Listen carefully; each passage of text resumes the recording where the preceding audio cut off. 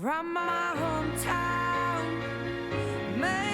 It's just so sad and unfathomable for a young child to have to know they don't have a home. You know, they don't have a bedroom. They don't have, you know, a kitchen table to sit at. They don't have a refrigerator to go open and get a soda out of. They don't have anything that every child assumes they're going to have. And it really brings home to you what it is, what homelessness is.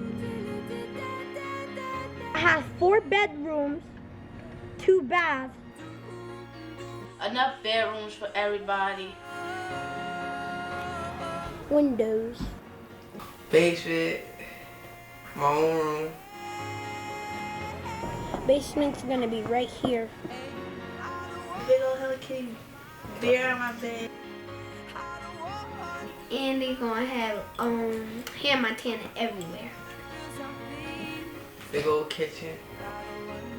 A front yard. A backyard.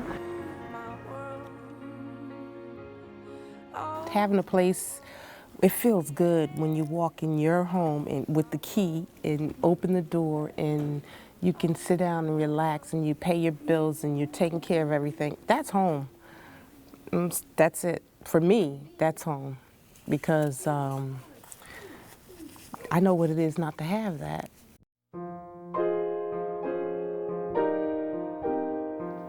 Most people have to realize that average family in this economy nowadays are you're really living from paycheck to paycheck, and when those paychecks stop, you find out how fast your resources just go away. Bills seem to just start steamrolling you. It's hard to keep everything going. It doesn't take long. It's not a good situation, It happens.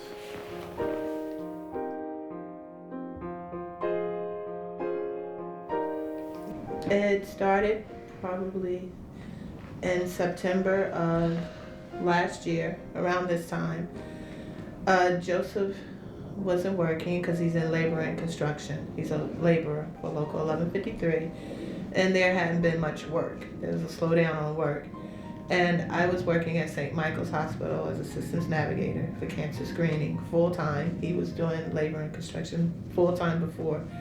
But without the 2 incomes, it wasn't enough to maintain the bills and pay rent and keep food on the table. So that's how we became homeless. The Wright family came to our synagogue over Christmas last year, and it was in the middle of the financial crisis. Both of the parents were employed. The father was working construction in Newark. The mother was working full-time at a hospital.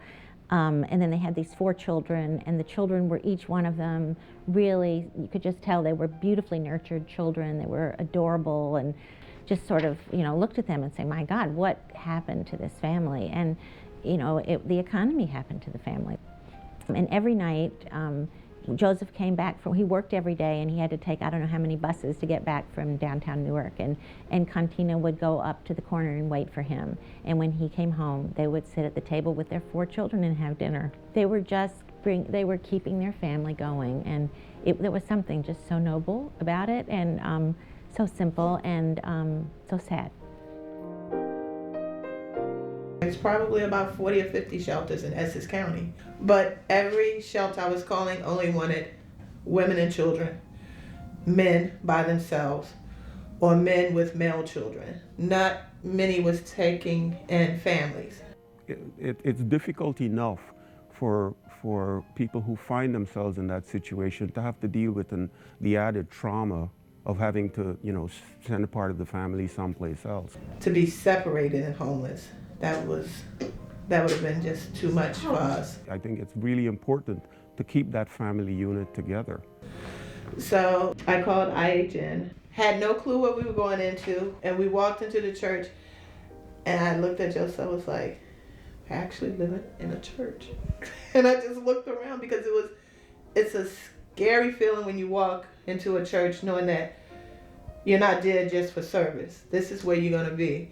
But at the same time, it's kind of reassuring because your faith knows, like, where else could you be?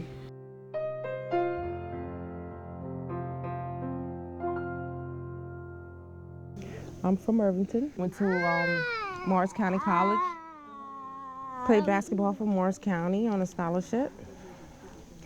And worked for Lucent for 13 years. I took a buyout for middle management. And then I found myself consulting, no benefits and stuff like that. So, and now with the economy the way it is, it's rough. It's even rough for a person with a degree or in skills. So yes, I was evicted from my apartment. Oh, I was lost because I didn't know where to go. I knew I had nowhere to go. I didn't have any family. I'm pretty sure there's a lot of people in this situation, but I was just so happy to find IHN. But right now, I just want a job and be self-sufficient. I really don't like to have to call on anyone else, but I'm glad that you're here. I really am.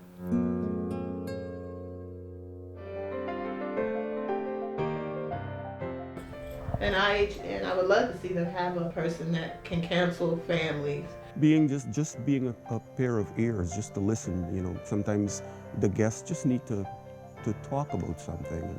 I'm 43 years old, okay? And it kind of gets you depressed. It hits you harder when you would think, I don't know, like it's not some particular age that someone's supposed to be homeless. No one should be homeless, but you would think I would have made better choices, but sometimes it just happens that way, I guess.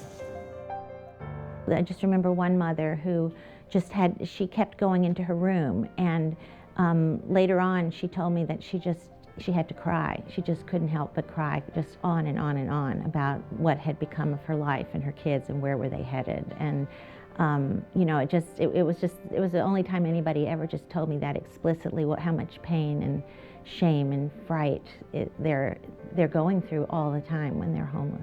As a mother, you know, how do I deal with this feeling of helplessness? Of, you know, thinking I let my family down or my children down because we're homeless.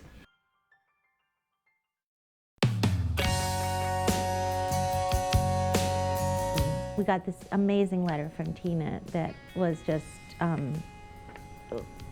such a beautiful thank you note. My mother used to tell me that every day you should learn something new or a better way of doing something old. When staying with you, I learned why you do not eat dairy and meat in the same day, and also how to play a new game that challenges you to think and not just make moves. And she was talking about Rummy Cube. The hope and love that was shown to us helped us to realize that we are not alone, and that even in today's society, where everything is centered around self, that there are still people out there that have enough love in their hearts that they are willing to open up the most sacred place to complete strangers and treat them not like guests, but like family. So she actually emailed this to me and asked me to share it with the other volunteers. You think you're going there to help these families, and you really want to help these families, but they really have an impact on you, and they really change you. I see these places and these faces are getting old, so I'm going home.